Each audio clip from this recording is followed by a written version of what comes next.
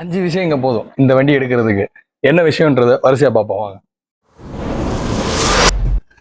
தொட்டி சைஸ் வந்து உங்களுக்கு பெரிய பிக்கப்புக்கு ஏற்ற மாதிரி அந்த அளவில் கட்டியிருப்பாங்க. உள்கூட அளவு வந்து உங்களுக்கு அதிகமாக கிடைக்கும்.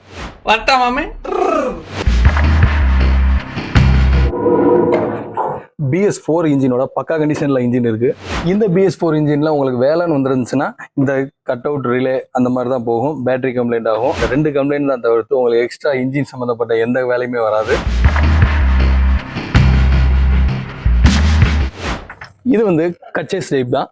சேஸோட லென்த் வந்து உங்களுக்கு பெரிய பிக்கப் காட்டில் ஒரு அடி 1.5 அடி கம்மியாக இருக்கும். அதோட பெனிஃபிட் என்னன்னா சந்து பந்துக்குள்ளே ஈஸியாக உங்களால் திரும்ப முடியும். இந்த பொலிரோ மேக்ஸ் டெக் ப்ளஸுக்கு இன்னொரு பெனிஃபிட் என்னன்னு கேட்டிங்கன்னா உங்களுக்கு டன்னேஜ் வந்து 4 டன் வரைக்கும் உங்களால் தூக்க முடியும். உங்களுக்கு பெரிய பிக்கப்பே உங்களுக்கு 5 டன் தூக்கும். இது வந்து கீ கட்டி கொடுத்துருந்தாலுமே யூக்லாம் போட்டு இது 4 டன் இதனால் தூக்க முடியும்.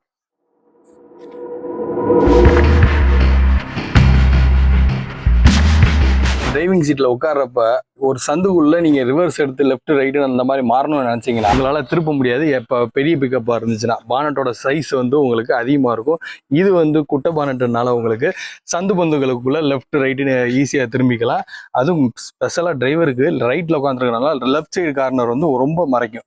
அந்த ஸ்டேஜுக்கு வந்து இந்த வண்டி தான் உங்களுக்கு சந்து பந்துக்குள்ளே ஈஸியாக போக முடியும். பவர் ஸ்டேரிங்கோட இருக்கிற வண்டி ஈஸியாக சந்து பந்துகளுக்குள்ள நின்ன இடத்துல இருந்தே உங்களால் திருப்ப முடியும்.